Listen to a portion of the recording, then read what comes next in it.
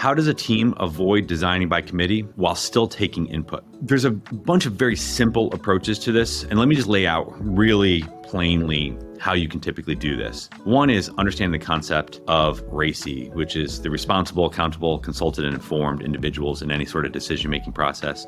Or famous from Apple is the DRY, the directly responsible individual. Or possibly my own framework that I like to use when I'm talking to people is who has voices, who has votes, and who has vetoes. And typically what people want in a situation is they want to be heard, but you have to make it very clear who is actually making the decision and the process by which they're going to make that decision. The simplest way to do that is to say, this is the decision maker. This person will make the decision. Most people don't do that. They want some sort of distributed accountability in a room, and ultimately they're going to fail. All consensus mechanisms, all designed by committees, they fail. If it's a architecture, understand who's making which decisions in the architecture and how they're going to come together to collaborate amongst each other to the various subsystems. Or if it's a strategic direction, understand who is making the decision and who has input into that, who might be consulted, and then ultimately who will be informed. As a founder or as an executive, it's even more important that you do this work because sometimes employees have an expectation that their feedback will be heard and then amalgamated in. Some of the feedback that you're going to get from employees will be heard and discarded. And you need to be very clear about how that is going to work.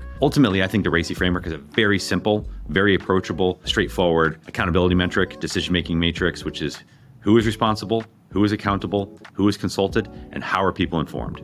Okay, we got a database question. Should I use MySQL or Postgres? It doesn't effing matter, really. No matter what people say, they have preferences. Just pick one and go. They're pretty much the same these days. Yes, there's going to be some technical differences and some nuance, but they're roughly analogous. And ultimately, your customers don't care. The difference really is going to be engineers who know one or the other, and that might affect your hiring decisions. But the quality of engineers that know MySQL and the quality of engineers that know Postgres, they're the same. Very good engineers know both. Don't agonize over this decision. Just pick one and go.